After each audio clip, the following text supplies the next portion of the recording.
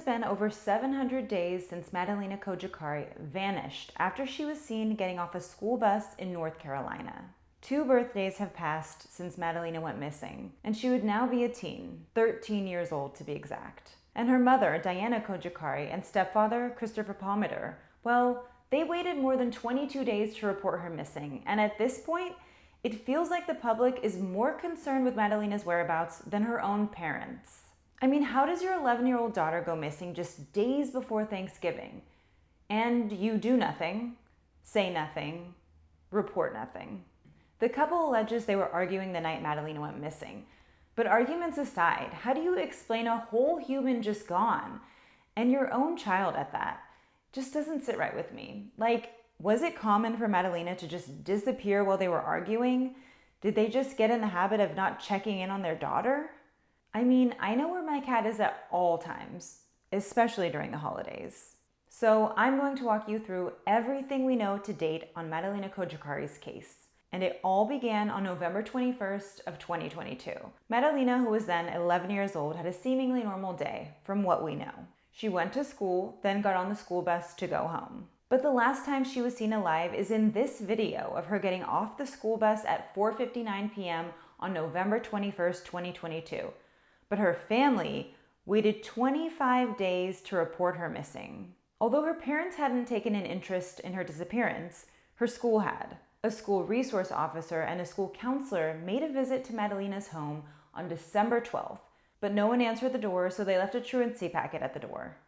So Madalina goes missing, school drops by the house. You'd think the family would report her missing now, no?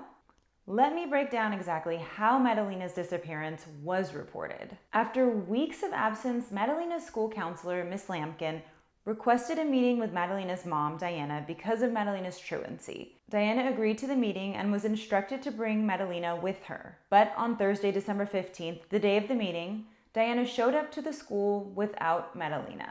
And that's when the school called 911.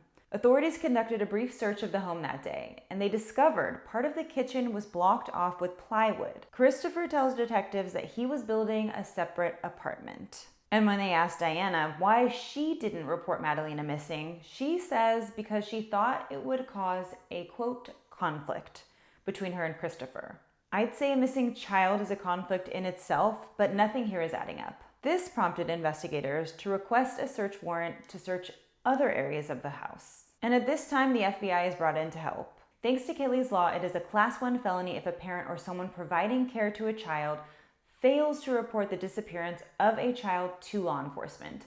This bill was introduced shortly after the high-profile Casey Anthony trial, due to Anthony not reporting her 3-year-old Caylee missing for over 30 days. So, both parents are arrested on December 17th for failing to report Madalina missing to authorities, and the investigation to find Madalina begins. Now, when Madalina's parents are brought in for questioning, we learn a few things, and one of them is the family can't keep their story straight. First, Diana says the last day she saw Madalina was November 23rd around noon, but then changes her story to say it was actually 10 p.m. Christopher tells police he left for Michigan to, quote, pick up things on November 23rd, and that he hadn't seen Madalina for a week prior to this.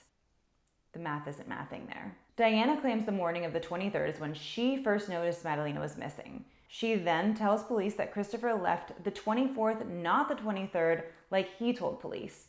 So not only can they not keep their own stories straight, they're throwing each other under the bus at this point. Christopher says he returned from Michigan on November 26th. He says this is when he asked Diana where Madalina was. She says she doesn't know. Then they accuse each other of hiding Madalina. But still, neither of them report her missing. And didn't Christopher say it had been a week since he saw Madalina? None of these stories are adding up. They do tell authorities that they asked each other for weeks if the other knew where Madalina was. And the one time their stories didn't change was then. They both didn't know where Madalina was, and still didn't report her missing. On December 22nd, 2022, the Cornelius Police Department released this handwritten letter from Madalina's family, begging to help find Madalina and bring her home. Then, on December 27th, 2022, Captain Jennifer Thompson of the Cornelius Police Department put out a statement doubling down on the fact that Diana and Christopher's stories just don't make sense. This is a serious case of a child whose parents clearly are not telling us everything they know. And the following week, on December 30th, the search warrant is executed on the home. Pause here to screenshot so you can see all the items seized from the home. From December 19th to the 20th, both Christopher and Diana appear in court for failing to report the disappearance of a child to law enforcement. And both of their bonds are increased. On January 6, 2023, Cornelius PD asks for eyewitness information. They believe Diana was in Madison County between November 22nd and December 15th. On February 13th, investigators search Diana's car. They find a Romanian passport for Diana, as well as Romanian and Moldovan passports for Madalina, along with work and education documents, suggesting that she may have been plotting to leave the country with Madalina. In July of 2023, 190 pages of previously sealed documents related to the search for Madalina are released. They state there was a surveillance photo of a girl that was, quote, physically consistent with Madalina Cojocari in the North Carolina mountains in early December 2022. In August 2023, Christopher's bond is lowered from $200,000 to $25,000, and he's released. And on May 20th, 2024, Diana pleads guilty to not reporting Madalina missing, and the following day, a mere 30 minutes before her husband's trial is set to begin, she is released. Christopher's trial lasts 1 week, and the jury deliberates for just 15 minutes. They unanimously find him guilty of failing to report the disappearance of Madalina. He was sentenced to 30 months of supervised probation.